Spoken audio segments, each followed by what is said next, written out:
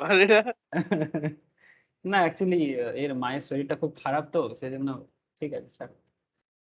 তাই recording start হয়েছে ট্যাক্সে চলে আয়। স্টার্ট হয়ে গেছে? আচ্ছা। হ্যাঁ স্যার। ওকে তো চলো। নো মোর তত্ত্ব কথা, অনলি ট্যাক্সেশন এর কথা। ঠিক আছে? Okay sir. तो टैक्सेशन इनकम टैक्स से इनकम टैक्स में क्या पढ़ेंगे सर? फिर इनकम टैक्स में हम लोग अभी income which do not form part of total income and agricultural income, इस पे बात हो रहा है। तो उसी पे मैटर को कंटिन्यू करना है और आपके साथ क्वेश्चन आंसर भी डिस्कस करना है। आज क्वेश्चंस पे ही ज़्यादा बात होगा, ठीक है? और कुछ प्रोविजंस है उसके बारे में थोड़ा बात करूंगा। जैसे एग्रीकल्चर इनकम के बारे में जब भी बात करेंगे तो एग्रीकल्चरल लैंड के बारे में पता होना चाहिए कि what is agricultural land. Agricultural land के बारे में इनकम टैक्स डिपार्टमेंट क्या डेफिनेशन दिया है या फिर उसके बारे में क्या बोल के रखा है, we have to know this. ठीक है?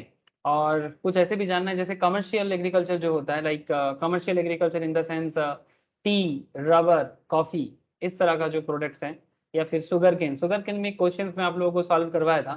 ठीक है? रूल 7 के अंदर आता है। तो शुगर केन का ऑलरेडी एक क्वेश्चन सॉल्व हुआ था जिसमें कुछ पोर्शंस बिजनेस में चला जाता है, कुछ पोर्शंस एग्रीकल्चर में आता है। That's okay sir. आज कुछ कॉफी, टी, रबर के बारे में भी मैं बात करूंगा आपके साथ और उसके रूल्स के बारे में भी बात करूंगा जो कमर्शियल एग्रीकल्चर होता है बेसिकली। मतलब कैश क्रॉप बोल सकते हो आप इसको, कैश क्रॉप ना, रबर, कॉफी, टी, ये सब बेसिकली कैश क्रॉप टाइप में। तो ऐसे चीज़ों में बात करना है और कुछ और भी चीज़ें हैं जो income which do not form part of total income के अंदर आता है। ठीक है, चलो स्क्रीन शेयर कर। बात करने बैठो तो कितना सारा चीज़। ओके, तो जैसे कि यू ऑल नो सर कि जो मैं लास्ट 2 क्लास से आपको income which do not form में बता रहा हूँ, इसमें एग्रीकल्चर तो हॉट टॉपिक है ही, ठीक है? इसमें ये बेसिकली एग्जेम्प्टेड इनकम कैटेगरीज में आता है।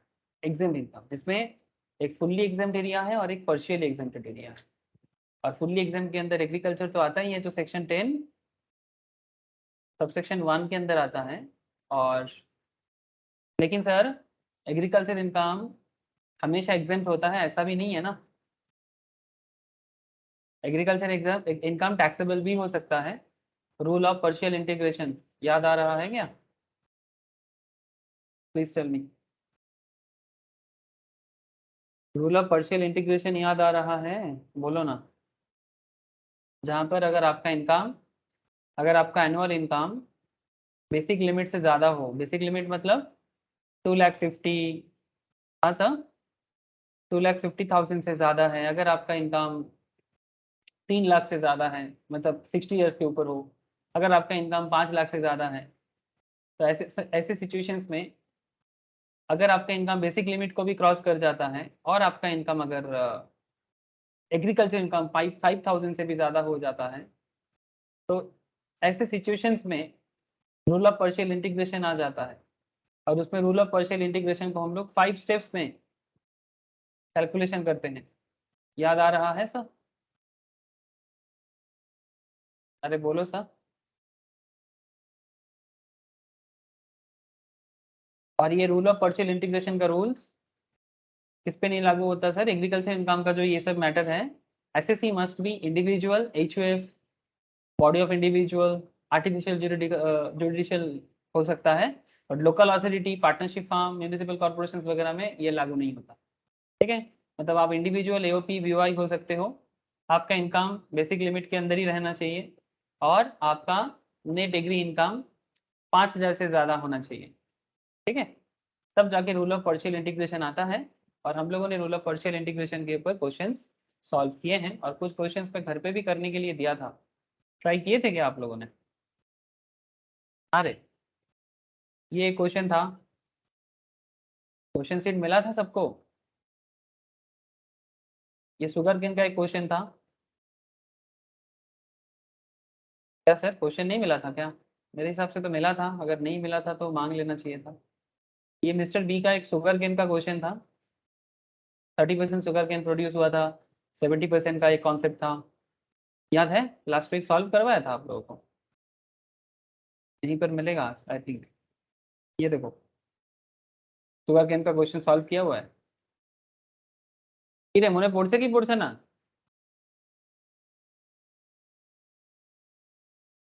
देखो सब चुप क्यों हो, कुछ तो बोलो।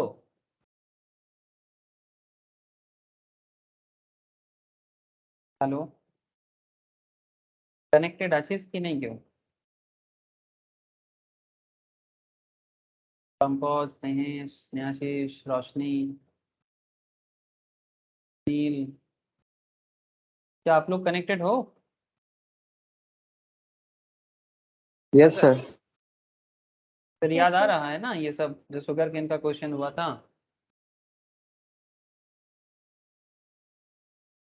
ठीक है सर, चलो आगे बढ़ते हैं। मैं कुछ और भी होमवर्क आप लोगों को दिया था। एक क्वेश्चन दिया था लैटेक्स के रिगार्डिंग। ये वाला क्वेश्चन ट्राई किया आप लोगों ने लैटेक्स का?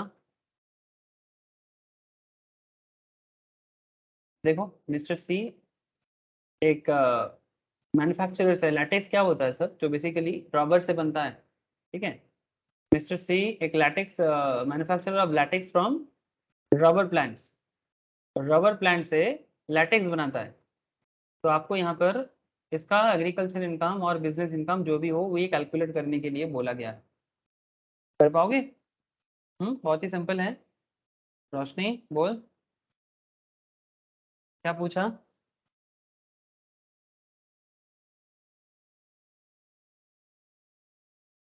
Mr. C manufacture latex from the rubber plant grown by him in India.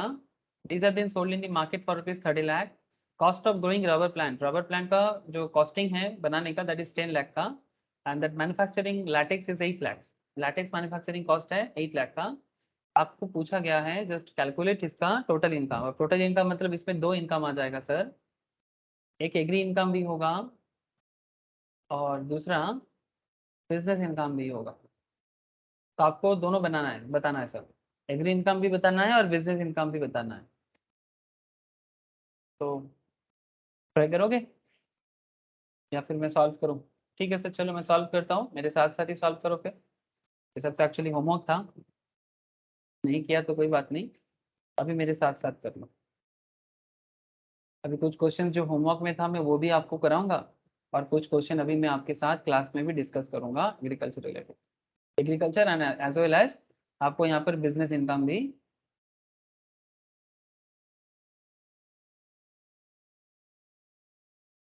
ओखाने sorry, अब उसमें दोनों चीज मैं आप लोगों के साथ डिस्कस करता हूँ, ठीक है, business income as well as agri. तो मिस्टर एक्स कहाँ चला गया, लैटेक्स का कहाँ चला गया, ये वाला। चलो सर सॉल्व करते हैं।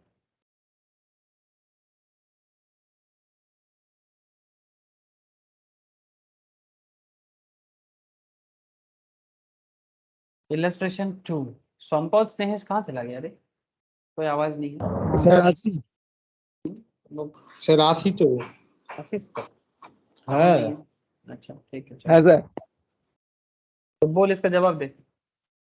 मिस्टर सी का ये लैटेक्स का जवाब दे, कितना बिजनेस में जाएगा और कितना बिजनेस में आएगा और कितना एग्रीकल्चर में जाएगा। बोल।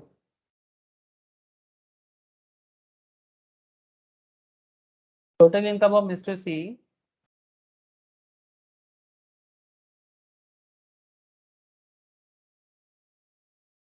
total income of Mr. C comprises of agri income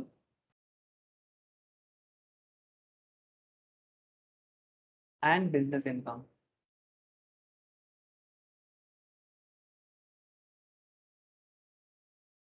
Agri income and business income. Total profit कितना हुआ सर? टोटल प्रॉफिट कितना हुआ from sale of latex? Total income from, total profit from sale of latex. Nil बोल, latex cell करके कितना profit किया? Latex समझते हो कैसे देखने में होता है?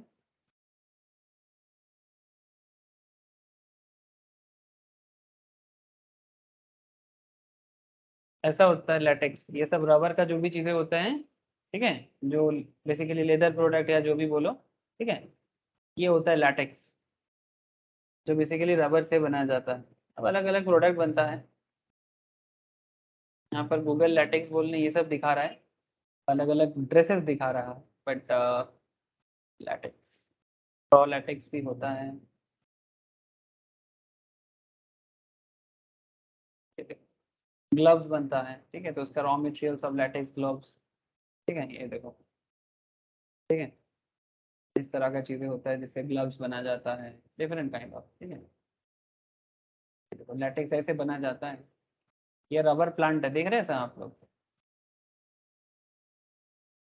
ये रबर प्लांट है। रबर प्लांट बेसिकली हमारे इंडिया में नॉर्थ ईस्टर्न स्टेट्स में अच्छा होता है, और म्यांमार में बहुत अच्छा लैटेक्स प्रोडक्शन होता है सर, मतलब ब्रह्मदेश, ठीक है, म्यांमार में अच्छा होता है, और इस तरह से रबर प्लांट से रबर का जो रस होता है उसको इस तरह से कलेक्ट किया जाता है, फिर उसको प्रोसेस करके रबर बनाया जाता है, और रबर नहीं तो गाड़ी नहीं चल सकता।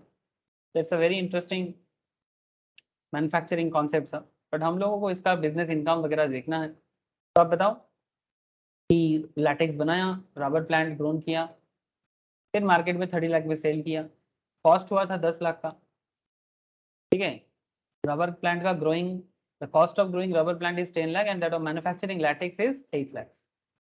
आपको टोटल इनकम पूछा है और मार्केट में सेल किया 30 लाख में, बताओ क्या करें?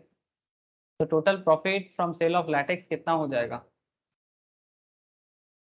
30 लाख टोटल सेल किया गया मार्केट में, और यहाँ से रबर का खर्चा है 10 लाख का, और मैन्युफैक्चरिंग ऑफ रबर का है, मैन्युफैक्चरिंग रबर का है कितना सर? मैन्युफैक्चरिंग ऑफ रबर का है 8 लाख का, है ना? मैन्युफैक्चरिंग ऑफ लैटेक्स का है 8 लाख, और रबर प्लांट का है 10 लाख। तो टोटल कुल मिला के आपका खर्चा कितना पड़ गया? 30 lakh minus 10 lakh minus 8 lakh, okay, 30 minus 10 minus 8, ठीक है, समझ में आ रहा है कि नहीं? हेलो, 30 लाख का मार्केट में आपने सेल किया latex, cost of growing rubber plant is 10 lakh and manufacturing latex is 8 lakh, ठीक है, सो कुल मिला के आपका यहीं पर प्रॉफिट हो गया 12 लाख। इसमें क्या है? कुछ नहीं है। अब 12 लाख का आपने प्रॉफिट किया, अब इस 12 लाख के अंदर जो रूल है सर, जो रूल है, रूल पता है आपको? रबर में कितना बिजनेस इनकम माना जाता है और कितना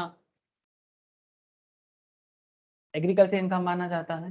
हेलो, रबर में बिजनेस कितना और कितना रबर में एग्रीकल्चर माना जाएगा, बोलो?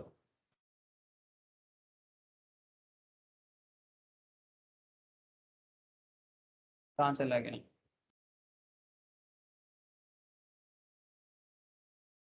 कितना परसेंटेज का डिफरेंस होता है, मतलब कितना रबर में, डिटेल्स में देख लेता हूँ।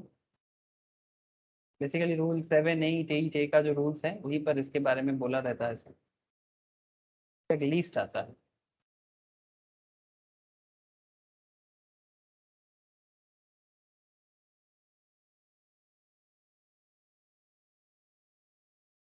ये वाला दिखाई दे रहा है सर, ये देखो, income from sale of rubber products derived from rubber plant and grown by the seller in India. अगर आप रबर प्लांट का मतलब ग्रो करते हो और फिर सेल करते हो, तो आपका एग्रीकल्चर इनकम 65% और बिजनेस इनकम 35% माना जाएगा। तो इन दिस केस आपने प्रॉफिट कितना किया? 12 लाख का। अब out of this 12 lakh profit, out of this 12 lakh profit 65% आपका क्या सर? हेलो, 65% क्या? एग्री इनकम, और 35% आपका बिजनेस इनकम। क्या रे, आप लोगों को समझ में नहीं आ रहा है क्या? मैं कोई अजीबोगरीब बात थोड़ी ना कर रहा हूँ, बोलो सर, समझ में नहीं आ रहा है? हाँ हाँ सर, টুকছি। টুকছিস? বুঝতে পারছিস না? হ্যাঁ 25 তো? স্যার আমি নোটসটা একবার দেখছি, নোটসটা খুঁজে পাচ্ছি না। নেই না। नोट्स देख के क्या करेगा? अभी मैं तो क्लास में तो दिखा ही रहा हूँ, मैं तो सारा चीज दिखा ही रहा না हूँ। স্যার দেখলাম স্যার আছে কি নেই নোটসটা, দেখলাম নেই। नोट्स तो दे दिया था मैंने, मेरे पास तो तेरे को दिया हुआ है, दिखा रहा है, ठीक है। तुम लोग भी ना, না मैं না, बार बार बोलता हूँ ट्राई। স্যার আছে এই পার্টটা আছে, কিন্তু স্যার এগ্রি ইনকামের যে রেটাস রেপ্টিকুলেটের যে আপনার শর্ট নোট যেটা আছে না, ওইটা নেই। এই একদম right হ্যান্ডেডটা।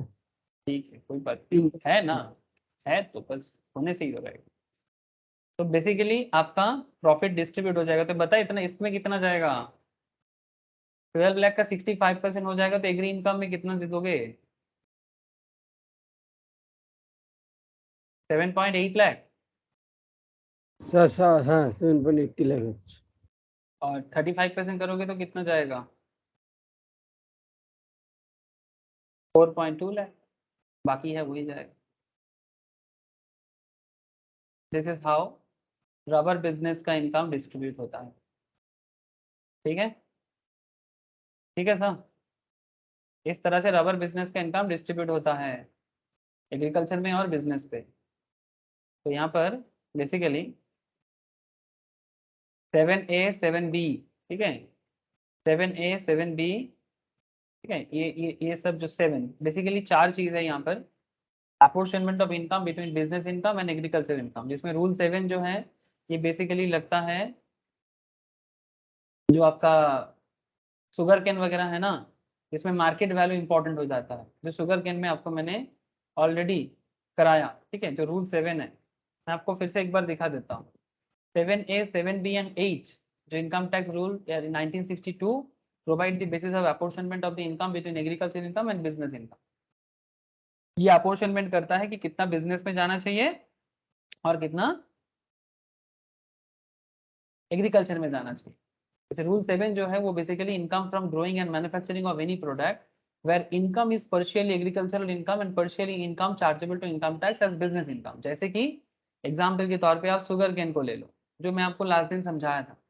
The market value of any agricultural produce which has been raised by the assessee or received by him as rent in kind and which has been utilized as raw material in such business or sale receipts of which are included in the account of the business shall be deducted. No further deduction shall be made in respect of any expenditure incurred by the assessee as cultivator or receiver of rent in kind. तो ये मैं already आपको agriculture के हिसाब से sugar cane के example में बता दिया था कि किस तरह से आप रूल 7 को यूज कर सकते हो। मैं आज भी एक बार आपको रूल 7 बता दूंगा कि इसमें कॉस्ट ऑफ कल्टीवेशन और मार्केट वैल्यू का डिटर्मिनेशन कैसे होता है, जो बेसिकली प्रॉफिट एंड लॉस से लिया जाता है रूल 7। ठीक है, मैं आपको अभी दिखा देता हूँ कि ये जो ऑलरेडी मैं शुगर केन का एग्जाम्पल आपको करा दिया, ठीक है, लेकिन फिर भी और एक बार मैं आपको शुगर केन का हिसाब दिखा देता हूँ रूल 7 के हिसाब से कि कैसे होता है। चलो ये determination of market value and ये रूल 7 एक बार आप लिख लो। चलो सर, रूल 7 को थोड़ा सिंप्लीफाइड करते हैं। एग्जाम्पल के लिए रूल 7 में आप शुगर केन को एज्यूम कर लेना, मतलब sugar cane just not just sugar cane, rule 7 में कोई भी एग्रीकल्चरल प्रोड्यूस को लिया जा सकता है।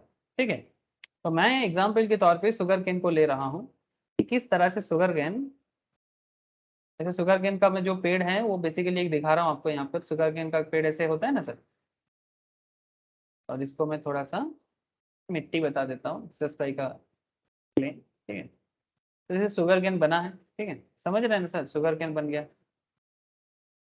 सर ये कैसा शुगर केन आज तक नहीं देखा? सर देखने का जरूरत नहीं है, जस्ट इमेजिन कर लो। ठीक है, इमेजिन कर लो सर, शुगर केन इसका फेयर मार्केट वैल्यू है, मान के चलते हैं 3 लाख।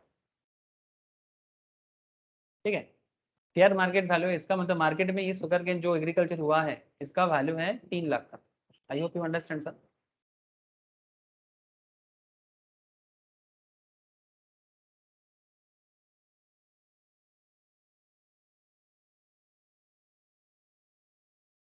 ये देखो मैंने जैसे ड्रॉ किया कुछ इसी तरह का है ना, कोई प्रॉपर शेप नहीं है, ऐसे ही झाड़ी बन गया है। हाँ, तो ये इसमें और मेरे इस ड्राइंग में बहुत ज़्यादा फर्क है क्या? हाँ, मैं पाब्लो पिकासो जैसा ड्राइंग किया सर। আচ্ছা हाँ একই আছে। ठीक है सर, चलो मजाक था। सर शुगर केन का फेयर मार्केट वैल्यू है 3 लाख, ठीक है।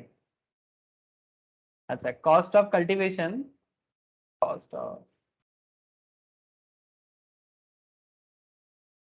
तो खेती करने का जो कॉस्ट है ये है 50,000।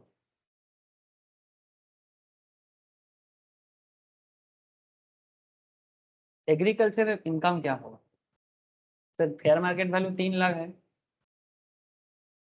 और कॉस्ट जो पड़ा है 50,000 का है, तो 3 लाख से 50,000 चला जाएगा तो कितना बचेगा? 2,50,000।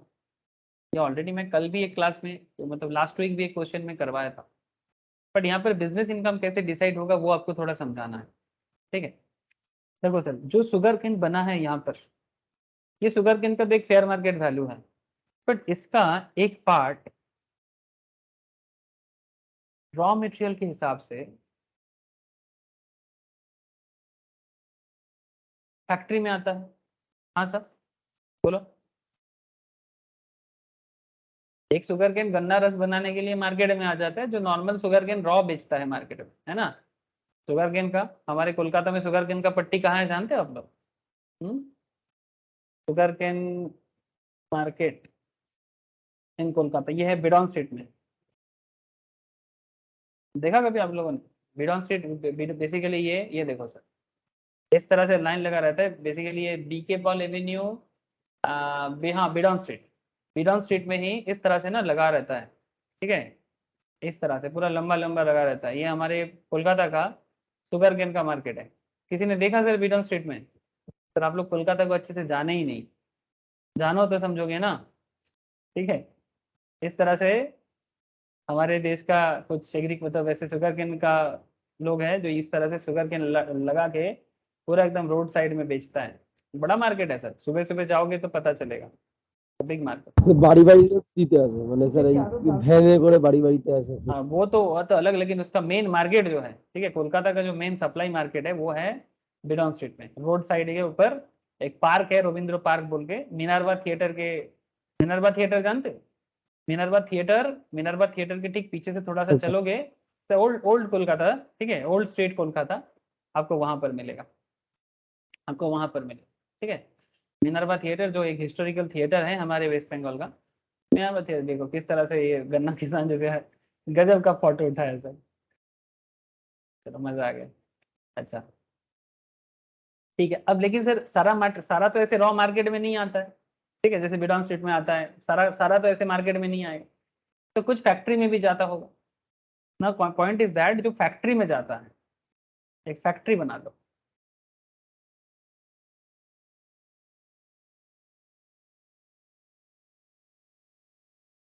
ये फैक्ट्री है सर, मशीन है फैक्ट्री के अंदर। I don't know sir machine कैसे देखने में होता है, मेरा ड्राइंग वर्ल्ड क्लास है सर, ठीक है। अच्छा, तो ये बन गया आपका फैक्ट्री। अब फैक्ट्री में आपका ये रॉ मटेरियल यहीं से आ जाएगा कुछ, तो जो रॉ मटेरियल आप फैक्ट्री में लाओगे, ठीक है, उससे आप क्या बनाओगे? चीनी। चीनी कम है, चीनी कम है, थोड़े थोड़े। एक गाना था ना सर, चीनी कम है, एक मूवी का गाना है। तो शुगर आ गया, अब यही शुगर आपका बिजनेस इनकम हो जाएगा, ये सर नो, ये शुगर सेल करके হ্যাঁ आप जो স্যার कमाओगे वो आपका बिजनेस इनकम हो जाएगा। अब अब ये बिजनेस इनकम कैसे कैलकुलेट होगा? इसी में पिक्चर में आ जाता है रूल 7। अब रूल 7 के हिसाब से सर ये बिजनेस इनकम बनाने के लिए सिंपल एक पीएल लगा देते हैं, profit and loss account. To opening stock, मान के चलते हैं कि आपके पास स्टॉक है 3 लाख का, कुछ न्यू परचेस आपने कर लिया 2 लाख का, कुछ सैलरी दे दिए 2 लाख का, कुछ अदर एक्सपेंस भी हो गया आपका 3 लाख का, और आपने टोटल सेल कर दिया मानिए 14 लाख का। ऐसे ही रैंडमली उठाया सर, ठीक है। तो कितना प्रॉफिट हुआ सर बताओ? प्रॉफिट कितना हुआ बताओ? 14 लाख का सेल है, वहां से बाकी खर्चा को लेस करो ना। 3 दे 5 दे 7 3 10, नेट प्रॉफिट कितने का हो गया? 4 लाख का। ये जो 4 लाख का आपका आएगा ना सर शुगर बेच के, ये आपका बिजनेस इनकम।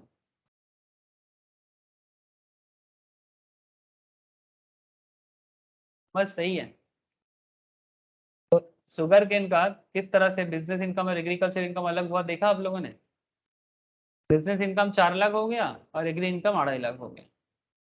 तो ऑलरेडी मैंने रिलेटेड क्वेश्चन सॉल्व करा दिया सर। क्वेश्चन नंबर 1 जो मैं लास्ट दिन कराया था, उसमें मैंने आपको ऑलरेडी इलस्ट्रेशन 1 में शुगर केन का कैलकुलेशन सिखा दिया।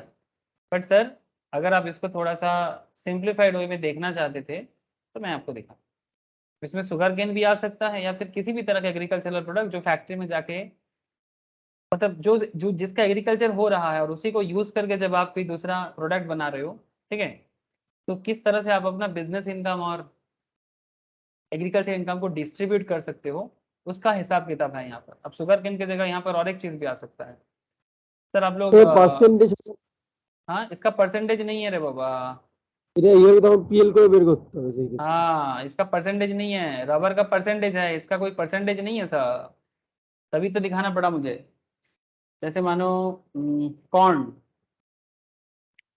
कॉर्न कॉर्न देखे सर, कॉर्न मेज, इसका खेती देखा आप लोगों ने कभी? না স্যার क्या এমনি किया? দেখেছি, বেচতে দেখেছি। बस इसको जला के खाते हो, मतलब ये যেরকম বাংলাতে বলি পুড়িয়ে খাওয়া, इसको खाया कभी? हाँ सर। না স্যার थोड़ा ভালো थोड़ा লাগে सा না। नहीं ভাল लगे ना इसका? तुम शायद मतलब जो मतलब बूढ़ा वाला खाए हो, ठीक है, স্যার थोड़ा सा হেভি जो, লাগে স্যার ভুট্টা। हाँ बहुत अच्छा लगता है, क्या बात करते हो। ভাইজাকে স্যার এরকম কাঁচা পাওয়া যায়, মানে এইটা পাওয়া যায় না, পুড়িয়ে খাবেন এত মিষ্টি, এমনি কাঁচাই খেয়ে নেবেন। मतलब वो स्वीट कॉर्न है। হ্যাঁ বিশাল বড় বড় হয়, আরাকু মানে हाँ ভাইজাক থেকে আরাকু যাওয়ার সময়। स्वीट कॉर्न, हाँ स्वीट कॉर्न गजब लगता है सर। स्वीट कॉर्न मेरे को तो बहुत पसंद है। ठीक है, स्वीट कॉर्न और ये नॉर्मल जो देसी भुट्टा है वो, उसको जला, उसको थोड़ा सा आग में सेक के उसमें थोड़ा नींबू मार दो, हाँ, और थोड़ा सा नमक छिड़का दो, हाँ हाँ हाँ, क्या टेस्टी लगता है। और सर एक्चुअली आप लोगों को पता है इसी से हमारा कुरकुरे बनता है। आप लोग कुरकुरे खाते हो? हाँ, ज्यादातर जो कुरकुरे पॉपकॉर्न टाइप का चीजें होता है ना सर, ठीक है, वो पॉपकॉर्न तो भुट्टा से ही আজ बनता খেতে है। पॉपकॉर्न मतलब तो वही है। पॉपकॉर्न क्या है सर? व्हाट इज पॉपकॉर्न, पता है आप लोगों को? ये देख, यही तो है पॉपकॉर्न। ये जो आप यहाँ पर इमेज में देखा, इसी का देखो, वही तो है पॉपकॉर्न। अब इसी को तुम कढ़ाई में डालोगे और ये पॉपकॉर्न बन के सामने आ जाएगा, ठीक है, ऐसा बन जाता है ना। मूवी देखते देखते खाते हैं, हाँ, पॉपकॉर्न के बिना मूवी नहीं चलता। तो सर ये बेसिकली क्या हो जा रहा है, ये सब पैकेज प्रोडक्ट बन जा रहा है, ठीक है। पैकेज प्रोडक्ट मतलब एक तरह का बिजनेस बन जा रहा है। अब एक बार ये एग्रीकल्चर था, फिर बाद में ये बिजनेस प्रोडक्ट भी बन गया। तो एग्रीकल्चर के लिए मानो कि आप अगर रॉ रॉ कॉर्न को मार्केट में बेचते हो, ठीक है, जैसे मैं आपको बोला रॉ कॉर्न इस तरह से देखा आपको बोला ना, इसमें नींबू लगा के नमक लगा के मार्केट में बहुत अच्छा लगता है, ठंडे के टाइम पे भी खाया जाता है ज्यादा।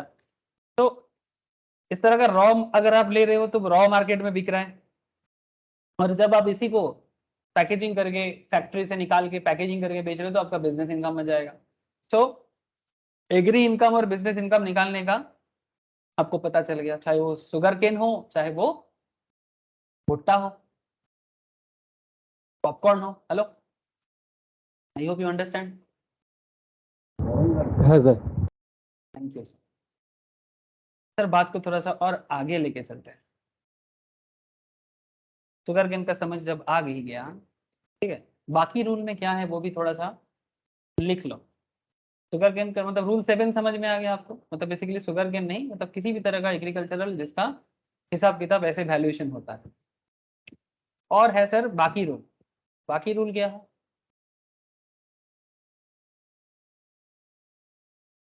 एक है 7A, एक है 7B और एक है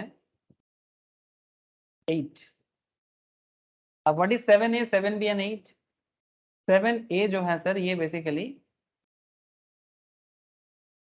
रबर को बताते हैं, जो मैं ऑलरेडी आपको सिखाया वो। 7B जो है ये बेसिकली कॉफी को बताता है और 8 जो है सर ये टी को बताता है। अब रबर में क्या रूल्स हैं? 65%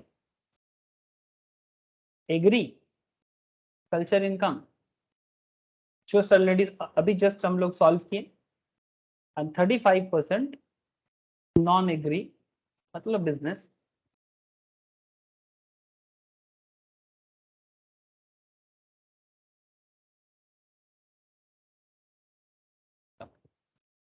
कॉफी का क्या होगा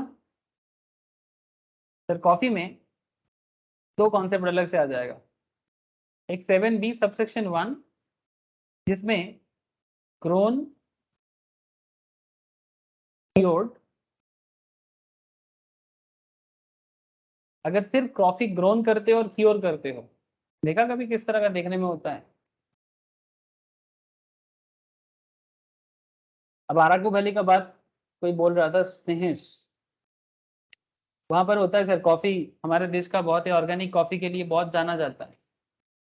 कॉफी ग्रोन एंड, ऐसे साउथ में तमिलनाडु केरल में वेस्टर्न घाट्स में ज़्यादा होता है, बट अराकू में भी होता है कॉफी ग्रोन एंड।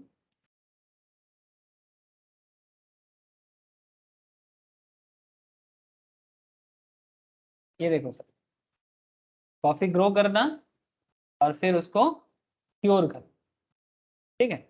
तो कॉफी ग्रोन एंड क्योर करने का जो प्रोसेस है ये एग्रीकल्चरल पॉइंट ऑफ व्यू में है, ठीक है? कॉफी प्रोडक्शन का प्रोसेस को देखोगे तो आपको पता चलेगा, ठीक है? ये देखो, dried cherry coffee, dried parchment coffee, फिर उसको क्लीनिंग किया जाता है, हलिंग किया जाता है, हस्क में डाला जाता है, पूरा प्रोसेस बोला हुआ है, ठीक है? हमें अभी कॉफी का बिजनेस नहीं करना है, बस हमें आपको इनकम की सिस्टम बताना है। तो इनकम टैक्स डिपार्टमेंट क्या रूल बनाया, अगर कॉफी 7B सबसेक्शन 1 में बोलता है अगर ग्रोन एंड क्योर्ड है तो 75% agri income, 25% non agri income,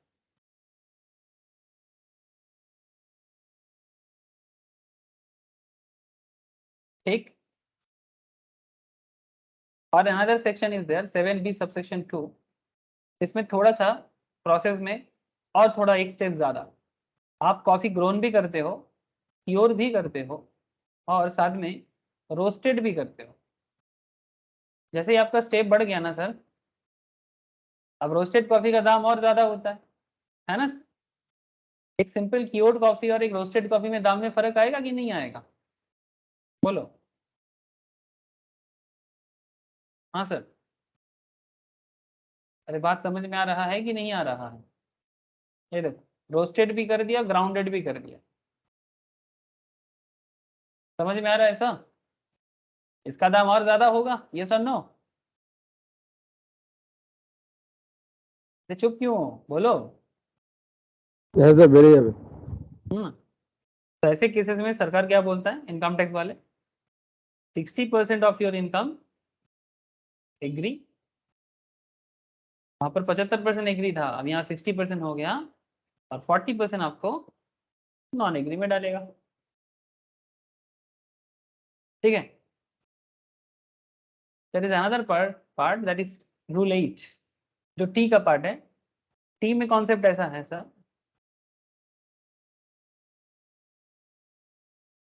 grown and manufactured. Tea में concept is grown and manufactured.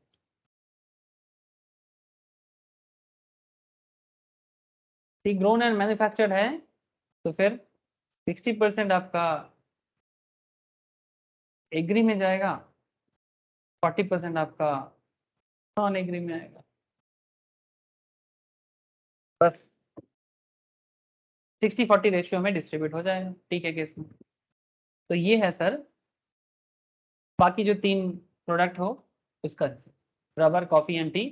Rule 7 जैसे कि कोई भी एग्रीकल्चरल प्रोडक्ट जिसका नॉन एग्री भी आता है, एग्री भी आता है, तो एग्री का क्या करोगे और नॉन एग्री का क्या करोगे, इसका आपको मैं हिसाब बता दिया। आई होप कि rule 7A, 7B and rule 8 एकदम क्लियर है। यस और नो? Yes sir. चलो सर मेरे साथ साथ एक क्वेश्चन सॉल्व करो तो। लिखो क्वेश्चन, लिखो, अच्छा क्वेश्चन है।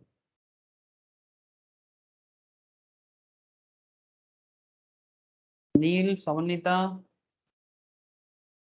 स्नेहाशीष, समझ में आ रहा है?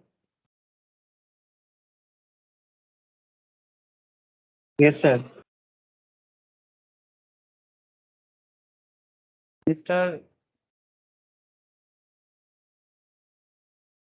मिस्टर जो भी करवा लो, कौन है सर? सर ऐसा ही कोई है, मेरे को याद आ गया। जो भी करवा लो उसका नाम है, ठीक है। अब ये क्या करता है? जो भी करवा लो, ये नाम है सर, ठीक है। मिस्टर जो भी करवा लो gives the following information.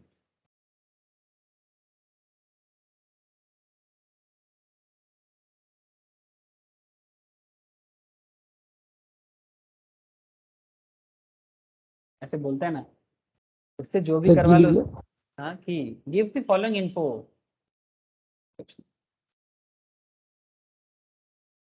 Income under the head house property,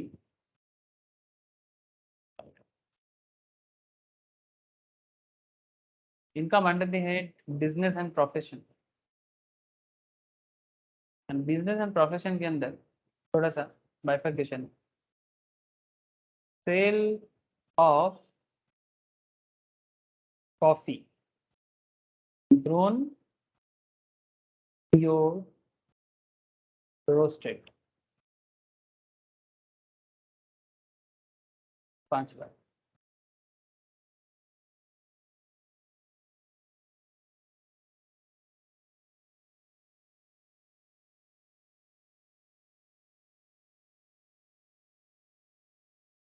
expenses, अच्छा इसको 5 लाख ना करके 15 लाख कर दो, ठीक है, 15 lakh.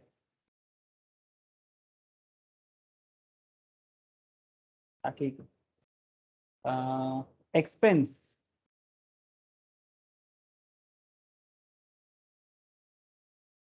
relating to coffee grown and cured, तो जो भी है इसके लिए आपका खर्चा पड़ रहा है 5 लाख का।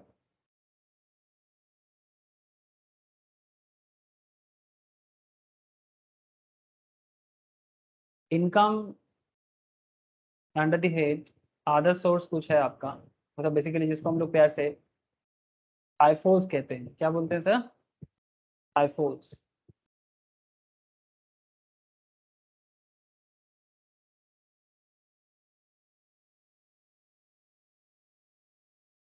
Income under the head other source, क्या बोलेंगे इसका? अदर सोर्स इनकम कितना, 1 लाख कर दो, ठीक है। कुछ डिडक्शन दिया है sir, deduction under section 80C to 80U।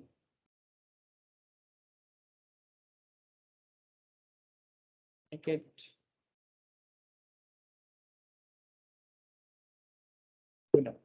20,000,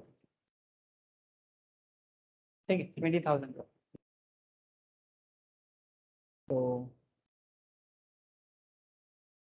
calculate tax liability.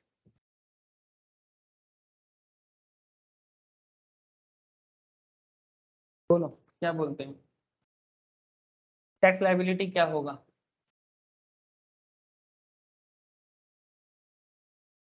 Question समझ में आ गया? हेलो सर, क्या क्वेश्चन समझ में आ गया सर? सर 2 मिनट टाइम देता यस हूँ, ट्राई करो सर। 2 मिनट टाइम है, ट्राई करो। सॉरी,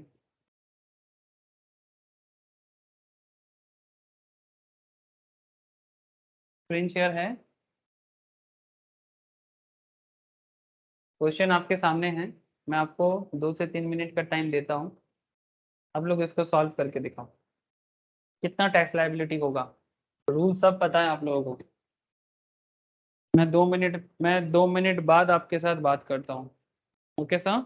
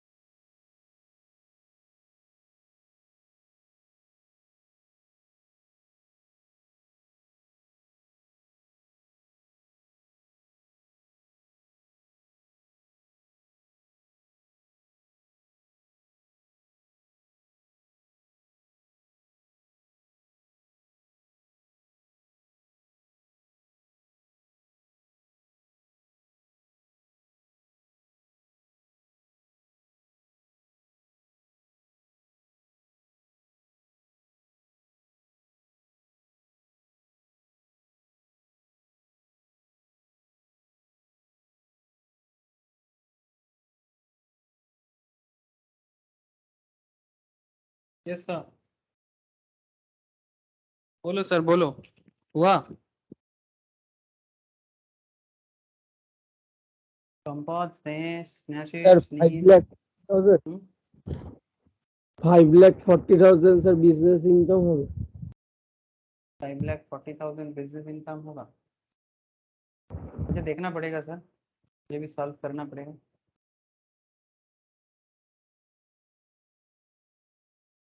सर हेडिंग कर लो, computation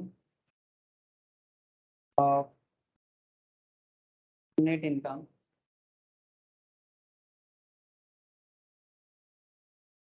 computation of net income for previous year. क्या चल रहा है अभी प्रीवियस ईयर हमारा?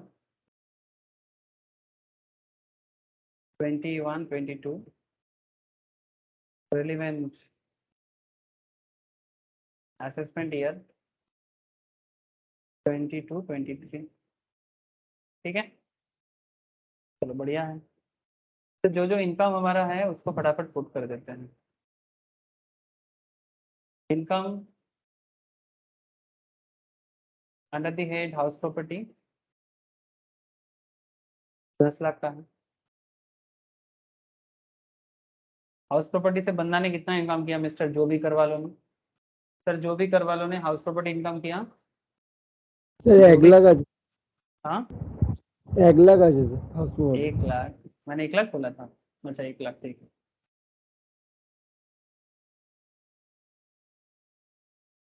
One lakh house property income किया। फिर इसका इनकम अंडर दी है डीपी,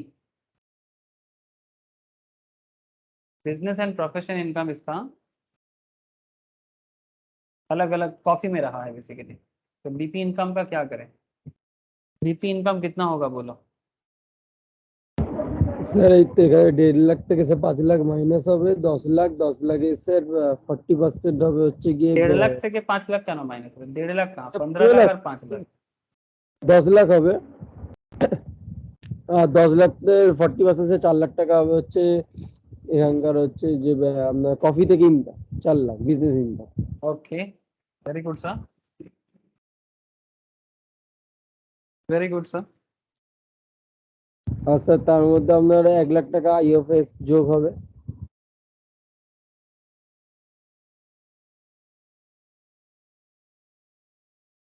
देन फिर क्या करें? स्नेहाशीष नील, आप लोगों का नहीं हुआ क्या? इसमें काम कर देते हैं, बिजनेस इनकम इसका 15 लाख का टोटल, इसका कॉफी सेल किया था 15 लाख का। सोमन 15 लाख में से 5 लाख आपका कॉस्ट आया है, तो कॉस्ट को हटाना चाहिए ना, तभी तो बिजनेस का इनकम मिलेगा। तो 15 लाख माइनस 5 लाख करने से होता है 10 लाख। 10 लाख जो आपका प्रॉफिट हुआ उसका कितना परसेंटेज लेंगे?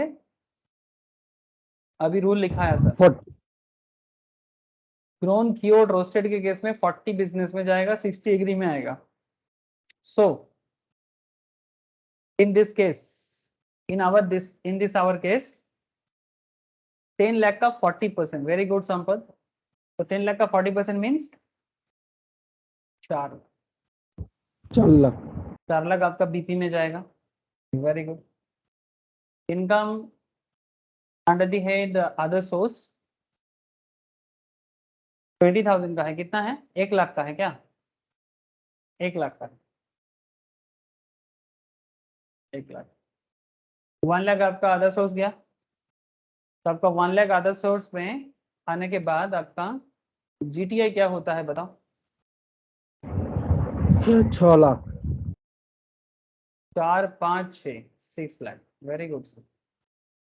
Your 6 sir lakh 5 is lakh your. হবে हाँ গন্ডগোল बोलो। হয়ে গেছে 5 লাখ 40 540 হবে না স্যার 580 হবে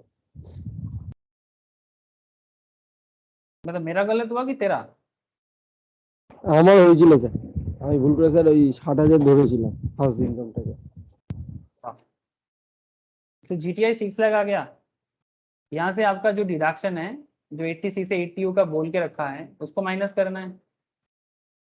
डिडक्शन अंडर सेक्शन 80C से 80U, जो नॉर्मली हमारा जैसे LIC प्रीमियम वगैरह बहुत सारा चीज हो सकता है, बट यहाँ पर कुछ वैसे बोला नहीं क्वेश्चन में।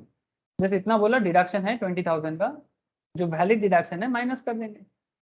तो माइनस करने के बाद हमारा आता है 5,80,000। यस सर, हमारा इनकम कितना हो रहा है? 5,80,000।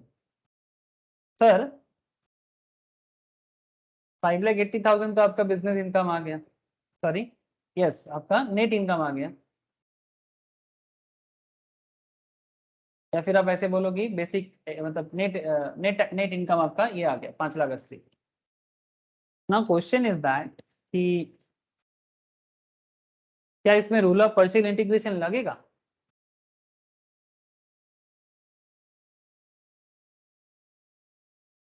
सर आपका बिजनेस इनकम 40% था 10 लाख में से, तो आपका एग्रीकल्चर इनकम कितना था? आपका স্যার 6 লাখ सर आपका एग्री इनकम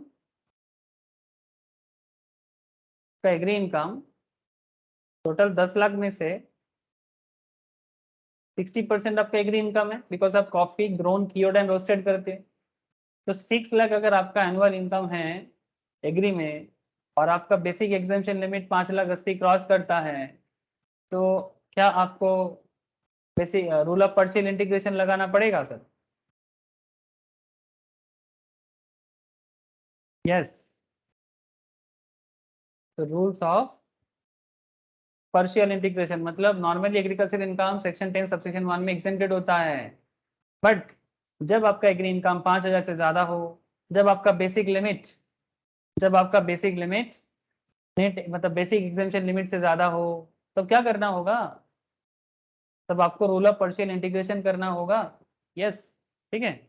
तो और एक बात, एसएससी कौन है? इंडिविजुअल है। तो आप यहाँ पर क्या लिखोगे?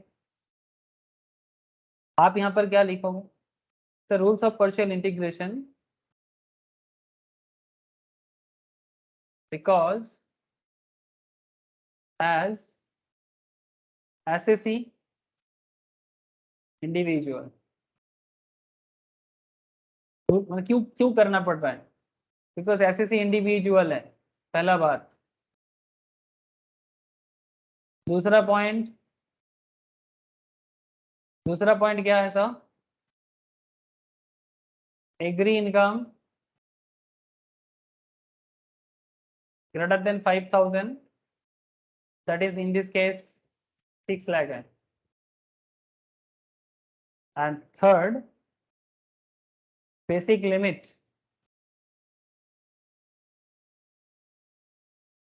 2,50,000 से ज्यादा है, मतलब आपका इनकम 2,50,000 से ग्रेटर देन 2,50,000 है और आपका एज कुछ बोला नहीं है तो 60 साल के ऊपर कमानेंगे, तो ग्रेटर देन 2,50,000। हमारे केस में 5 लाख कितना नेट इनकम हुआ आपका, कितना सर नेट इनकम 5 हुआ? 5,80,000। 5 ठीक है, तो हर केस में आपका रूल ऑफ पर्सन इंटीग्रेशन तो बनता है। अब आपको रूल ऑफ पर्सन इंटीग्रेशन का मैं सिखा के रखा था, पहले क्या करना है, स्टेप्स क्या है इसका?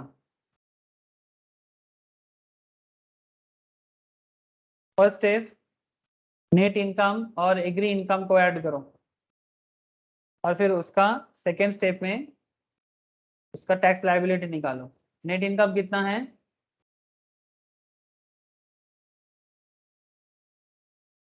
5,80,000 5,80,000 प्लस 6 लाख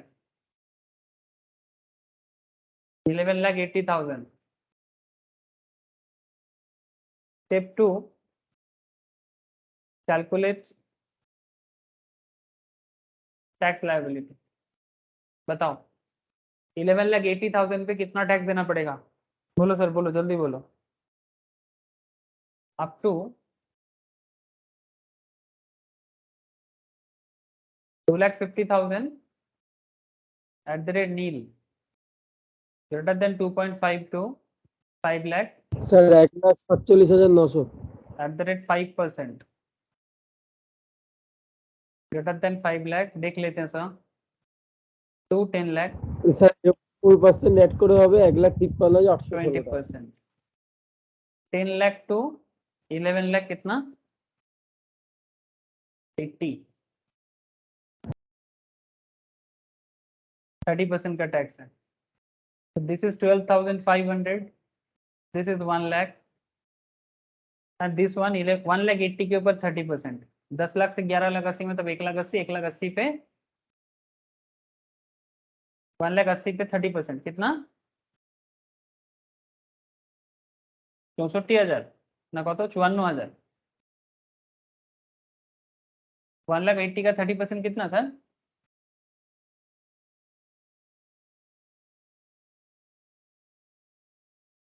54,000। सर 54,000 तो 54 प्लस 1 लाख प्लस 12,500 12,500 1,66,500, यही बोला ना? হ্যাঁ স্যার আর এবারে স্যার এটা 4% নেট হবে नहीं, अभी अभी शेष को छोड़ो, अभी बस सिर्फ बेसिक लिमिट देखते हैं। ठीक है, शेष को बाद में ऐड करेंगे, डिफरेंस के बाद शेष को ऐड करेंगे।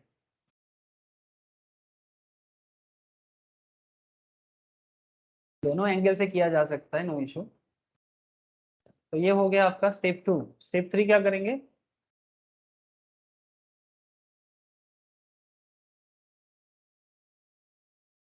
स्टेप 3 क्या है sir? Add agri income plus basic limit. Agri income is कितना? 6 लाख, बेसिक लिमिट 2,50,000, 8,50,000। इसका लाइबिलिटी निकालो स्टेप 4 में।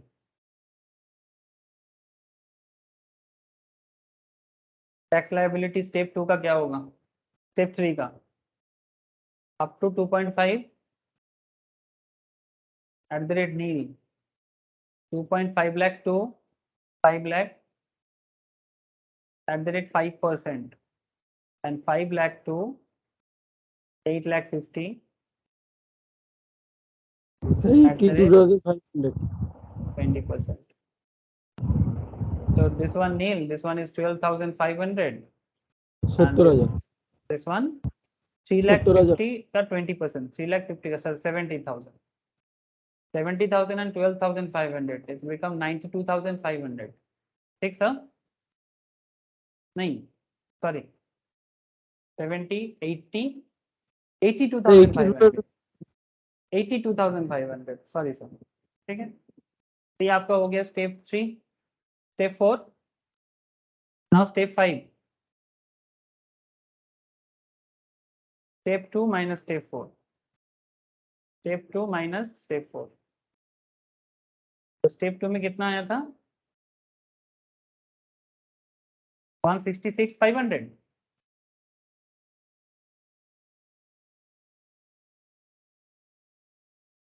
सर 166,500, हाँ 84,000 आंसर होगा। 166,500 यहाँ से चला जाएगा 82,500, कितना? 84,000। 84,000। इसके ऊपर @4% cess education and health cess compulsory है 3,360।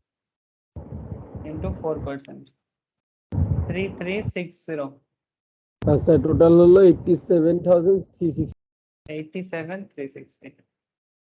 तो ये जो मिस्टर जो भी करवा लो हैं, इसको सरकार के घर में 87,360 सरकार के घर में जमा करना है।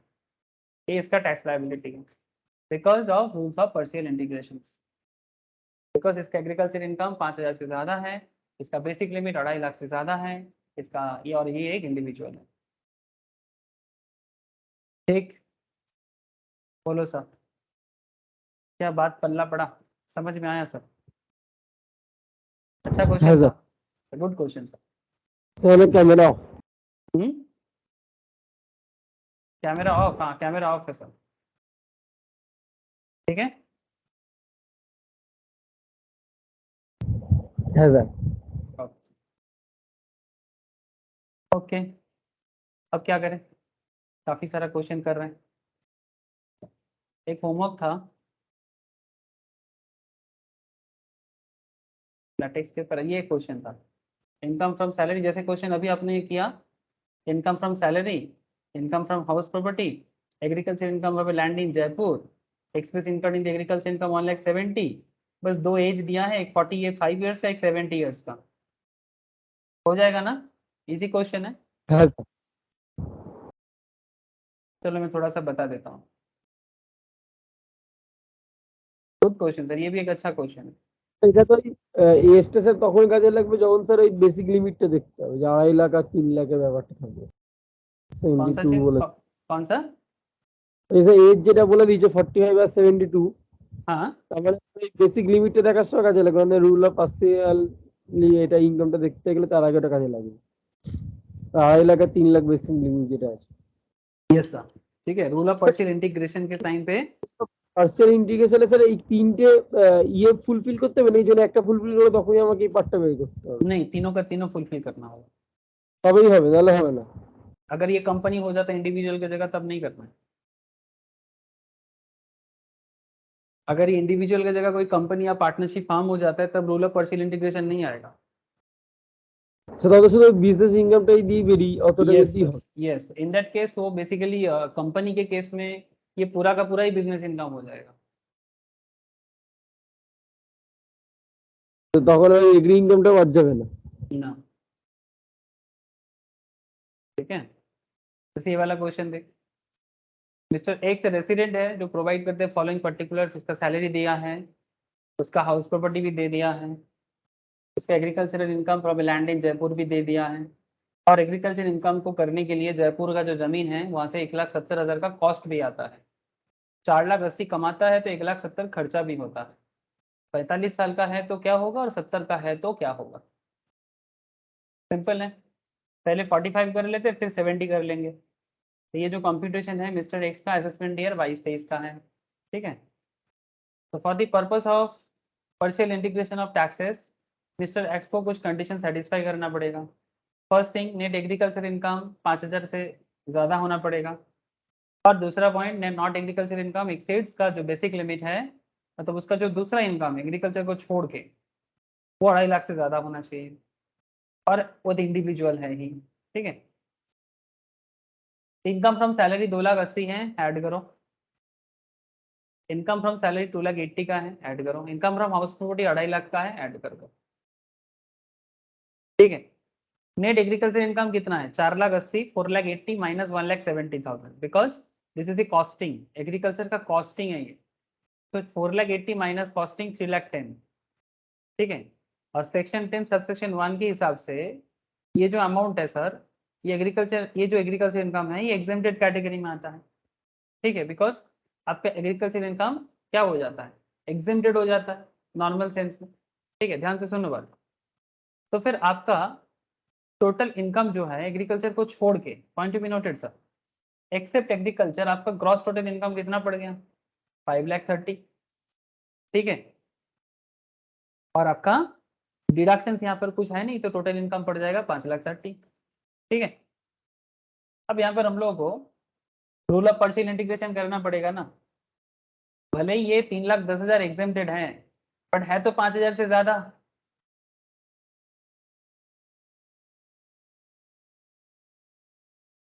বেশি আছে, বেসিক লিমিটেরও বেশি আছে। तो क्योंकि ये 5,000 से ज्यादा है और उसका 5,30,000 जो है ये 2.5 लाख से ज्यादा है, ग्रेटर देन 2,50,000। तो फिर automatically rule of partial integration इसके लिए आ जाएगा। तो मैंने जिस तरह से आपको रूल ऑफ पार्शियल इंटीग्रेशन सिखाया, आप वैसे भी कर सकते हैं और इस तरह से भी कर सकते हैं।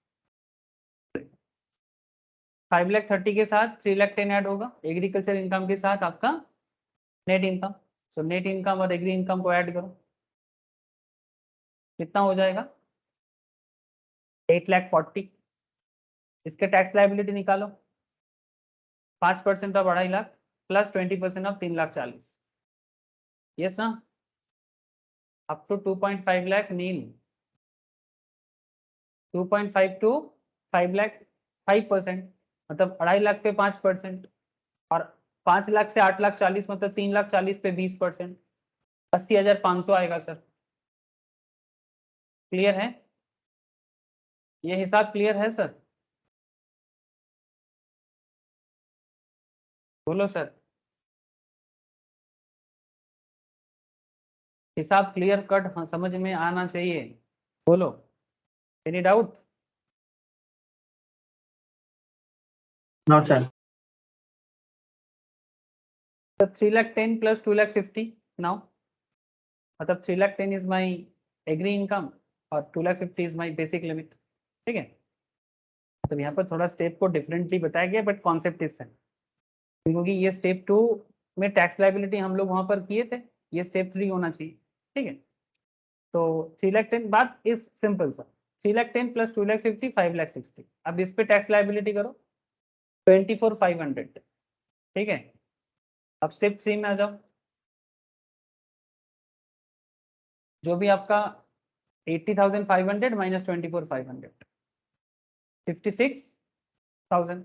अब यहाँ पर step 4 and 5, total tax payable 56,000, उसके ऊपर 4% का सेस 58,240। इजी है? मतलब इतना सारा क्वेश्चन करने के बाद ये बहुत इजी नहीं लग गया?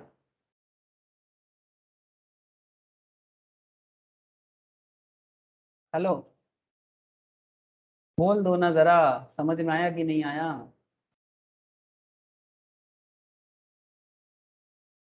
Yes sir. ओके नहीं हाँ सर। सर, अगर इसका एज 70 ईयर्स होता तो क्या होता? सर बस एक ही चीज चेंज हो जाता, 2.5 लाख की जगह बेसिक लिमिट जो है वो 3 लाख हो जाता बस, बाकी सब चीज वही रहता। ये देखो हर जगह में 3 लाख की हिसाब से, जैसे स्टेप 2 मेनली स्टेप टू में आपका बेसिक लिमिट 3,10,000 और इधर बेसिक लिमिट 3 लाख हो जाएगा, बिकॉज 70 साल के लिए बेसिक लिमिट 3 लाख, मतलब अप टू 3 लाख तक। एक 70 ईयर्स मतलब 60 प्लस एज के लोगों को अप टू 3 लाख तक कोई टैक्स नहीं देना पड़ता। 60 टू 80 सर। Thank you. ठीक है, बाकी सेम पैरामीटर है, सेम कॉन्सेप्ट, सेम स्टेज। तो अगर 70 साल होता तो कितना टैक्स देना पड़ा? 47,840। और अगर 45 ईयर्स के हैं तो कितना टैक्स देना पड़ा? 58,240। किसको कम देना पड़ा सर? सर जो ओल्ड एज है, मतलब ऑलमोस्ट 47, मतलब ऑलमोस्ट कितना 10,000 के आसपास कम पड़ा ना। हाँ सर। 58 टू 58,240 और इधर हो गया -47,840 करके देखो 58,240 माइनस 47,840 कितने का डिफरेंस 10,400 का मतलब लेस देना पड़ा 70 इयर्स वाले को है ना सर 10,400 टका टैक्स में कम मतलब कोई कम बात नहीं है sir I hope clear now rule of partial integration her angle से क्लियर है thank you sir thank you कुछ और भी क्वेश्चंस में आप लोगों को देके रखा था ये एक एचयूएफ के ऊपर था Mr. A member of HUF received 10,000 as his shares from the income of the HUF. Is such income includable in his chargeable income? Examine with reference to the provisions of this act. Provisions के साथ बताओ कि क्या करना चाहिए ये basically sir section 10 subsection 2 का part है amount received by A member from the income of HUF Hindu undivided family का जो मेंबर्स होते हैं हिंदू अनडिवाइडेड फैमिली के जो मेंबर्स होते हैं उसको को पर्सनर कहा जाता है और को पर्सनर्स के हाथ में इनकम टैक्स फ्री हो जाता है बिकॉज कर्ता जो है वो अपनी इनकम से HUF का बिजनेस इनकम का टैक्स दे देता है तो इसलिए ये होता है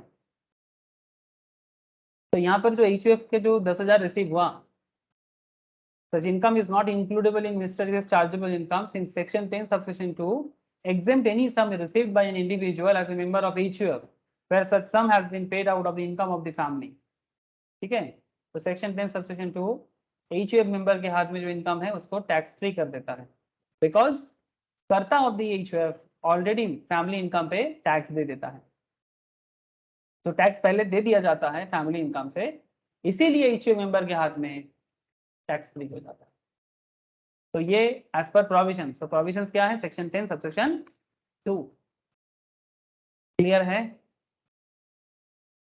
सर है सर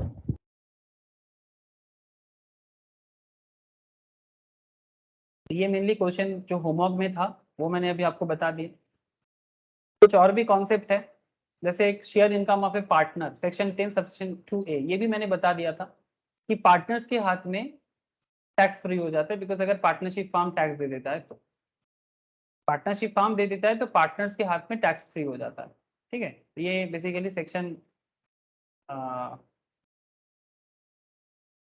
10 सबसेक्शन 2A में बोला है सर ठीक है This clause exempt from a tax a partner's shares in the total income of the firm. In other words, the partner's share in the total income of the firm determined in accordance with the profit sharing ratio will be exempt from tax. Because अगर firm tax पे कर देता है तो फिर partner के हाथ में जो इनकम आएगा वो टैक्स फ्री हो जाएगा इसके रिगार्डिंग जो नोटिफिकेशन आया था वो 31 मार्च 2014 में एक नोटिफिकेशन इसमें आप देख सकते हैं Section 10 subsection 2A provides that a partner's share in the total income of a firm which is separately assessed as such shall not be included in the computing the total income of the partner. In effect, a partner's share of profit in such firm is exempt from tax in his hands. Subsection 2A was inserted in Section 10 by the Finance Act 1992 with effect from 1st April 1993, consequent to change in scheme of taxation of partnership firm. Since assessment year 93-94, a firm is assessed as such and is liable to pay tax on its total income. ठीक है A firm is assessed as such as is and liable to pay tax on his total income. कौन firm करता है A partner is there for क्योंकि firm पे करता है तो partner is there for not liable to tax अगर firm पे करेगा तो वो भी तो पार्टनर्स का इनकम है तो अगर फार्म पे करेगा तो पार्टनर के हाथ में जो प्रॉफिट शेयर होगा वो एग्जेम्प्टेड रह जाएगा ठीक है An issue has arisen as to amount which would be exempt in the hands of partners of partnership firm in cases where the firm has claimed exemption deduction under chapter 3 और chapter 6 से तो वो अलग issues हैं उसमें बाद में बात करते हैं लेकिन इतना समझ लो कि पार्टनर्स अगर फर्म अगर टैक्स पे कर देता है तो पार्टनरशिप पार्टनर के हाथ में टैक्स फ्री हो जाता है ठीक है तो जो इशू रेज हुआ था CBDT has clarified that the income of firm is to be taxed in the hands of firm only and this same can under no circumstances be taxed in the hands of partners CBDT मतलब Central Board of Directors therefore the entire profit credited to the partners account in the firm would be exempt from tax in the hands of such partners even if the income chargeable to tax becomes nil in the hands of the firm on account of any exemptions or deduction available under provisions of this act. तो बड़ा simple सा बात है section 10 subsection 2 है partner के हाथ में tax पे कर देता है बिकॉज अगर पार्टनरशिप फर्म ही टैक्स पे करेगा तो फिर पार्टनर के हाथ में टैक्स फ्री होना चाहिए ठीक है, तो ये कुछ पॉइंट्स में आपको इंपॉर्टेंट पॉइंट्स जो मैंने आपको अभी बता दिया। अच्छा, एग्रीकल्चर पे एक पॉइंट बाकी रहेगा, तो उसको एक बार बता देना चाहिए। मैं आपको बार बार तब से agricultural land agricultural land agricultural land करके चिल्लाता हूँ।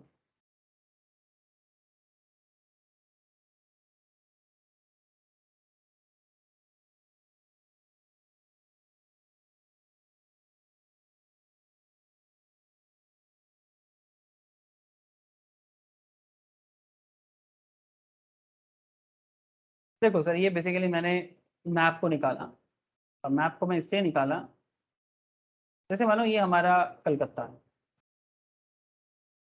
Mega city Kolkata. कितना बड़ा है मेगा सिटी कोलकाता, जानते हो सर? North to south it's from Kalyani to Baruipur, ठीक है। और अगर ईस्ट टू वेस्ट देखा जाए तो ये न्यू टाउन से लेके हावड़ा तक, ये ईस्ट वेस्ट में, और ये नॉर्थ साउथ। ये बेसिकली कोलकाता शहर का, मेगा सिटी कोलकाता का एरिया। इसके अंदर कुछ हुगली का भी एरिया आ जाता है, इसके अंदर हुगली भी आता है, Hooghly, Howrah, north 24 and south 24। You understand sir? Hooghly, Howrah, north 24 and south 24 का कुछ एरिया मिलके ही कोलकाता मेगा सिटी बनता है। जैसे ये देखो, ये जो एरिया है, ये देखो, ये उत्तरपाड़ा, ठीक है, बाली के इस पार, बाली के इस पार हो गया, बाली हावड़ा है, बट ये उत्तरपाड़ा हुगली है, ठीक है। ये जितना सारा ये सादा एरिया दिख रहा है, कुन्नगौर, ठीक है, ये सारा का सारा एरिया हुगली डिस्ट्रिक्ट में आता है। जानते हो सर आप लोग?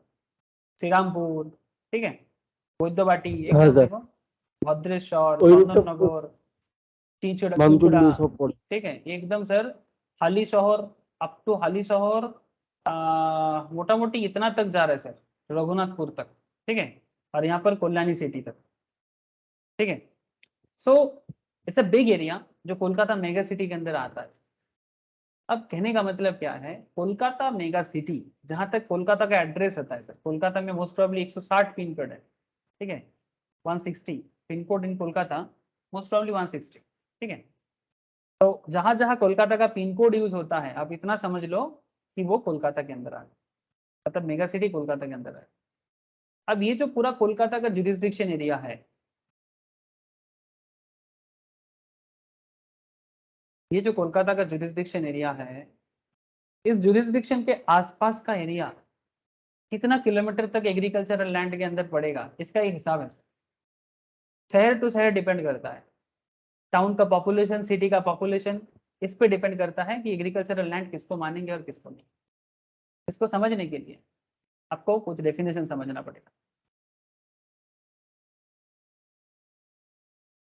जान लो सर, बड़ा ही इंटरेस्टिंग मैटर है कि जमीन एग्रीकल्चरल माना जाएगा, भले ही आप उस जमीन में एग्रीकल्चर करोगे, बट फिर भी एग्रीकल्चर है कि नहीं, इसके लिए आपको कुछ समझना पड़ेगा। इनकम फ्रॉम फार्म बिल्डिंग, ठीक है, मतलब फार्म हाउस बहुत लोगों के होते हैं सर आजकल। अब एग्रीकल्चरल इनकम के लिए फार्म हाउस कहाँ तक होने से वो फार्म हाउस के अंदर काउंट होगा, मतलब रियल में एग्रीकल्चर काउंट होगा, और कहाँ तक होने से वो एग्रीकल्चर में काउंट नहीं होगा, it's a big thing. Where the land is not so access to land revenue in India or is not subject to local rate, it should not be situated in any area as comprised within the jurisdiction of a municipality or a cantonment board and which has population not less than 10,000। मतलब agricultural land वहीं पर होना चाहिए जिसका population 10,000 से कम हो, जिसका jurisdiction municipality ना हो, और या फिर कोई कैंटोनमेंट बोर्ड ना हो, और पॉपुलेशन भी 10,000 से कम हो, तभी जाके आप उसको एक प्रॉपर एग्रीकल्चरल लैंड बोल सकते। इसके लिए कुछ एरियल डिस्टेंस नापा गया। एरियल मतलब समझते हो? एरियल मतलब आसमानी डिस्टेंस, बाय रोड नहीं सर, बाय रोड नहीं, बाय रेल नहीं, इट्स एरियल डिस्टेंस, ठीक है। तो एरियल डिस्टेंस के साथ पॉपुलेशन का एक रेंज है। पॉपुलेशन रेंज कैसा सर? अगर 10 किलोमीटर, 10,000 से ज्यादा पॉपुलेशन है किसी शहर का पॉपुलेशन, मतलब वो टाउन कहलाएगा। अगर टाउन का पॉपुलेशन 10,000 से ज्यादा है बट 10 लाख से, सॉरी 1 लाख से कम है, और 2 किलोमीटर के रेंज के अंदर 2 kilometre less than equals to 2 kilometre के अंदर कोई जमीन है, less than equals to 2 kilometre, तो फिर वो जमीन एग्रीकल्चरल जमीन नहीं कहा जाएगा, वो बेसिकली अर्बन लैंड हो जाएगा। बात को समझे, तो एग्रीकल्चरल लैंड नहीं माना जाएगा। जैसे से फॉर एग्जांपल सर मेरा जो होम टाउन है दैट इज झाड़ग्राम। सर ये छोटा सा शहर है, it's a very small township, you can see it here, दिखाई दे रहा है सर आप लोगों को? ये देखिए झाड़ग्राम राजबाड़ी, दिख रहा है ना, ये झाड़ग्राम में राजबाड़ी है सर। इसके ऊपर मूवीज में आप लोग देखे होंगे। ये बेसिकली मेरे होम टाउन में, ये बहुत पुराना है, ये बेसिकली राजबाड़ी आज से 500-700 साल पुराना है, तब से ये राजबाड़ी बना हुआ था। तो ये झाड़ग्राम टाउन बहुत ही छोटा टाउन है। तो सर ये टाउन के आसपास के एरिया में 2 किलोमीटर रेंज तक, ठीक है, 2 किलोमीटर रेंज के अंदर अगर कोई एग्रीकल्चरल लैंड है तो वो एक्चुअली अर्बन लैंड हो जाएगा, बिकॉज ये 10,000 के कम का पॉपुलेशन वाला जगह होगा, या 10,000 से 1 लाख के अंदर होगा, कम का तो नहीं होगा, 10,000 से 1 लाख के बीच में होगा। तो कितना होगा, हार्डली 25-30,000, 50,000 के आसपास पॉपुलेशन होगा सर झारखंड से, ठीक है, या फिर 1 लाख छू सकता है may be, but 1 lakh cross नहीं करेगा। अच्छा थोड़ा सा और बड़ा शहर में चले सर, आप लोगों को समझ में आ रहा है ना? हेलो, 10,000 से ज्यादा बट 1 लाख से कम, 2 किलोमीटर के अंदर जमीन है तो फिर एग्रीकल्चरल लैंड नहीं माना जाएगा, अर्बन हो जाएगा। 2 किलोमीटर से दूर है तो एग्री हो जाएगा। You understand sir? Yes sir. थोड़ा सा बड़ा शहर, 1 लाख से ज्यादा बट 10 लाख से कम, ऐसा शहर पश्चिम बंगाल में सबसे ज्यादा है। मतलब ये मीडियम काइंड ऑफ टाउन में आता है, या फिर टीयर 3 सिटी में आता है, टीयर 3 सिटी या फिर छोटा मतलब मीडियम टाइप ऑफ शहर। जैसे कि मेरे नज़र में खड़गपुर है, 1 लाख से ज़्यादा पर 10 लाख से कम। खड़गपुर का पॉपुलेशन 5 लाख के आसपास रहेगा, ठीक है सर। मिदनापुर, मिदनापुर आएगा 2 से 2.5 लाख के बीच में आएगा। सबसे बड़ा शहर अगर मैं 10 लाख के अंदर देखूँ तो आसानसोल। कोलकाता के बाद अगर वेस्ट बंगाल में कोई बड़ा शहर है तो वो आसानसोल ही है। आसनसोल का पॉपुलेशन वही सर 10 लाख छू रहा है, 10 लाख 12 लाख हो जाएगा, नहीं सर आसनसोल सर 12 लाख हो जाएगा, 12 लाख हो जाएगा, ठीक है। मतलब ये लास्ट कैटेगरी में आ जाएगा सर आसनसोल, 12 लाख के आसपास। पर ये जो खड़गपुर, बांकुड़ा या फिर मिदनापुर टाउन, बर्धमान बर्धमान भी आ जाएगा 10 लाख के बीच में, मतलब 3.5 लाख से 5 लाख के बीच में हो जाएगा। इस तरह से टाउनशिप डिटर्मिनेशन होता है सर, ठीक है। और म्यूनिसिपल कॉर्पोरेशन है या नहीं है, ये सब वगैरह वगैरह। I hope you understand. So इसी पॉइंट ऑफ व्यू से एक्चुअली ये पॉइंट बना हुआ है कि अगर 1 लाख से ज्यादा है पर 10 लाख से कम है, ऐसे शहर के अंदर अगर आसपास में 2 किलोमीटर रेंज से 6 किलोमीटर के अंदर अगर कोई जमीन है तो एग्री लैंड नहीं है, वो अर्बन लैंड हो जाएगा, ठीक है। मतलब वैल्यूएशन आ जाएगा सर। और सर अगर कोई टॉप क्लास सिटी है, मतलब मोर देन 10 लाख, जिसको हम लोग मेट्रो सिटी कहते हैं। मेट्रो सिटी मतलब जहां मेट्रो चलता है, ऐसा है क्या सर? बहुत लोग सोचते हैं मेट्रो सिटी मतलब जहां पर मेट्रो चलता है, नहीं सर, मेट्रो सिटी मतलब जहां पॉपुलेशन 10 लाख से ज्यादा हो, ऐसे शहर को मेट्रो सिटी कहते हैं नॉर्मली एज पर डेफिनेशन। तो मेट्रो सिटी के आसपास जैसे कि कोलकाता, दिल्ली, मुंबई, चेन्नई, हैदराबाद, बेंगलोर, अहमदाबाद, पुणे, नागपुर, ठीक है, ये जो बिग बिग सिटीज हैं हमारे देश में, बिग सिटीज के 6 से 8 किलोमीटर के रेंज में अगर कोई जमीन है तो फिर उसे भी एग्रीकल्चरल लैंड कहा जाएगा। मतलब अगर मैं कोलकाता के हिसाब से बात करूं तो कोलकाता के 6 से 8 किलोमीटर के रेंज में, 6 to 8 किलोमीटर के रेंज में, मतलब लाइक अगर आप कोलकाता में हो तो अप टू 8 किलोमीटर रेंज में अगर कोई जमीन है, ठीक है, मतलब जैसे बोसीघाट तो 8 किलोमीटर से ज्यादा है, 30 किलोमीटर के रेंज में आ जाएगा। बट बोसीघाट के रास्ते में अगर कोई 8-9 किलोमीटर आप जाते हो इसी रास्ते पे, ठीक है, अगर वहां पर कोई जमीन है तो वो एग्रीकल्चरल लैंड तो है, बट सर वो अर्बन वैल्यूएशन में आ जाएगा। ठीक है, जैसे मैं इधर एक साइकिल लेके काफी दूर तक थोड़ा गया था, काफी दूर मतलब आप लोग एक्वाटिका जानते हो सर? हाँ सर। एक्वाटिका क्रॉस करके मैं साइकिल लेके मेरे कुछ स्टूडेंट्स के साथ साइकिल लेके एक बार घूमने निकला था। ठीक है, यहाँ से एक्वाटिका होके फिर ये जो एरिया है ना सर, धर्मतला, पांचुरिया, ठीक है, इस एरिया तक मैं साइकिल लेके गया था। तो पूरा गांव है सर, एकदम हार्डकोर गांव है, बट सर क्योंकि ये न्यू टाउन एरिया के अंदर आ जाता है, ठीक है, तो ये सब है तो एग्रीकल्चरल लैंड बहुत सारा ये है सर, बेसिकली क्या बोलते हैं उसको, मतलब वाटर बॉडीज, लेक, ठीक है, लॉट्स ऑफ वाटर लेक्स है सर ये सब एरिया में। ठीक है, तो मैं यहाँ तक गया था, तो ऐसे बहुत ही ब्यूटीफुल है, बहुत सारा वाटर बॉडीज है केष्टपुर कैनल के साइड साइड में। ये पूरा केष्टपुर कैनल है, ये जो देख रहे हैं ना सर, ये केष्टपुर खाल है। ये केष्टपुर खाल बांग्लादेश जाता है, जानते हो आप लोग? ये जो केष्टपुर खाल है ना, ये बांग्लादेश तक कनेक्टेड है। मजाक नहीं कर रहे सर, सीरियसली बोल रहे हैं। एक टाइम था जब बांग्लादेश के साथ केष्टपुर कैनल के साथ बिजनेस होता था, मतलब एक एक्सपोर्ट इंपोर्ट का काम चलता था, मतलब एक्सपोर्ट इंपोर्ट नहीं बोलेंगे, तब तो बांग्लादेश वेस्ट बंगाल का ही पार्ट था, मतलब बंगाल का पार्ट था। तो बेसिकली बोट करके केष्टपुर खाल के थ्रू से कोलकाता में सामान आता था बांग्लादेश से। अगर अभी भी आप लोग बोईसखी जाते हो, बोईसखी आइलैंड है सॉल्ट लेक के साथ केष्टपुर का जो कनेक्टिविटी है, यहाँ पर अगर कभी भी आप लोग आते हो ना, तो आपको जेटी दिखेगा। जेटी समझते हो? जहाँ पर बेसिकली पारापार होता है ना, ये वाला, ये फुटब्रिज के सामने ना आपको ये जो केष्टपुर फुटब्रिज है, बोईसखी फुटब्रिज, यहाँ पर आपको जेटी नजर आएगा, आज भी है। मतलब क्या चलता था समझ रहे सर, बड़ा बड़ा बोट चलता था, और यहाँ से लोग बोट करके बांग्लादेश जाता था थ्रू केष्टपुर कैनाल। छोड़ो सर, जानते थे क्या ये सर?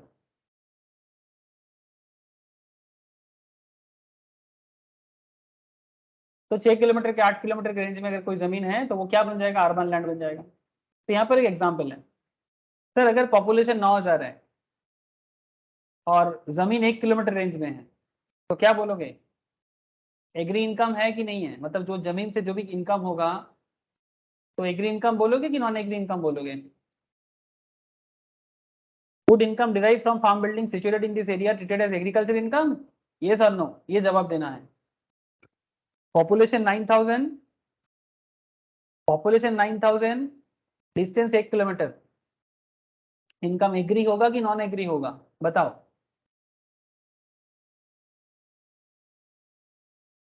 टाउन का पॉपुलेशन 9,000 है, 1 किलोमीटर दूर में जमीन है, जमीन से जो इनकम होगा एग्री इनकम होगा कि नॉन एग्री इनकम होगा? संपत बोल। स्नेहेश? सर एग्री इनकम ही तो हवा दरकार। Yes sir, yes, agri income, thank you, because minimum 10,000 होना चाहिए था। अच्छा, पॉपुलेशन 12,000 है, डिस्टेंस 1.5 किलोमीटर के अंदर जमीन है, एग्री इनकम? हाँ, হবে না স্যার 10,000 এর উপর।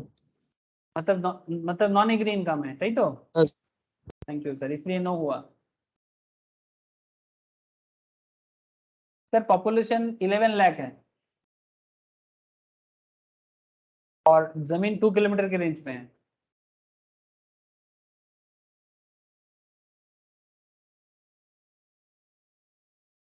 एग्री या नॉन एग्री? স্যার নন এগ্রি হবে স্যার। Yes, sir, 10,000 no. 10 ঠিক আছে 2 কিলোমিটার রয়েছে।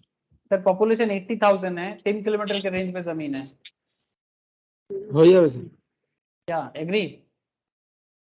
হ্যাঁ স্যার একদম। हाँ, बिकॉज 1 लाख से कम है, और हाँ, सर। ये कितना होना चाहिए था?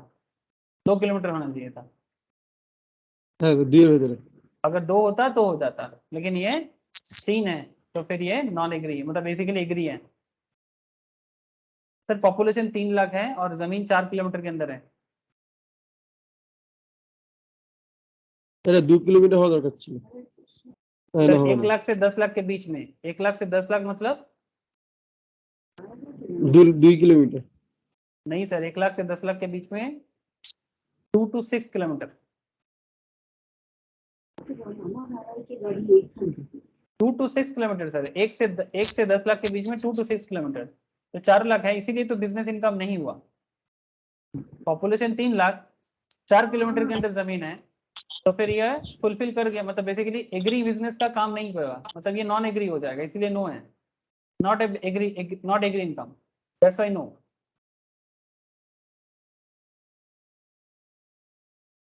समझ गए सर? इसमें अगर जो भी जमीन पे हाँ आपका सर। इनकम होगा ये आपका एग्री में नहीं आएगा, नॉन एग्री में आ जाएगा, बिकॉज ये अर्बन लैंड माना जाएगा। सर अगर जमीन 12 लाख का, सॉरी पॉपुलेशन 12 लाख का है, मतलब बिग सिटी है, 5 किलोमीटर के अंदर जमीन है, तो होगा ना मतलब एग्री 6 इनकम नहीं होगा, kilometre 10 not lakh an agri भीतर। Income. Yes sir, not an agri income.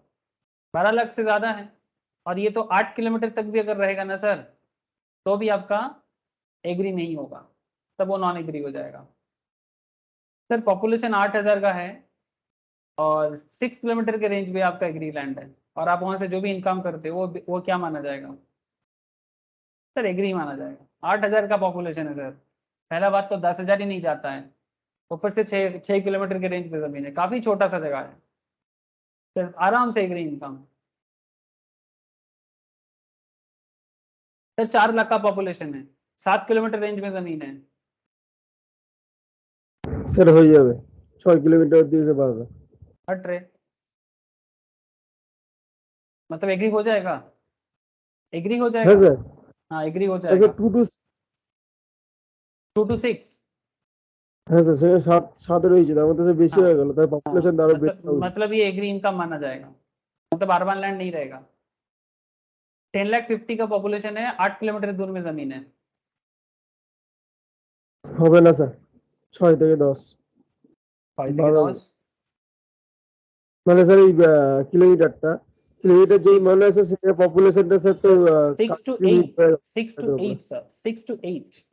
6 to 8, তাহলে সে পপুলেশনটা বেড়েই তো গেল, মানে 10 লাখ ছাড়িয়ে গেল। हाँ मतलब इसका मतलब ये एग्री इनकम नहीं माना जाएगा, नॉन एग्री माना जाएगा, दैट्स व्हाई नो, मतलब not a business, agri income. Population 15 lakh का है और 9 किलोमीटर में जमीन है,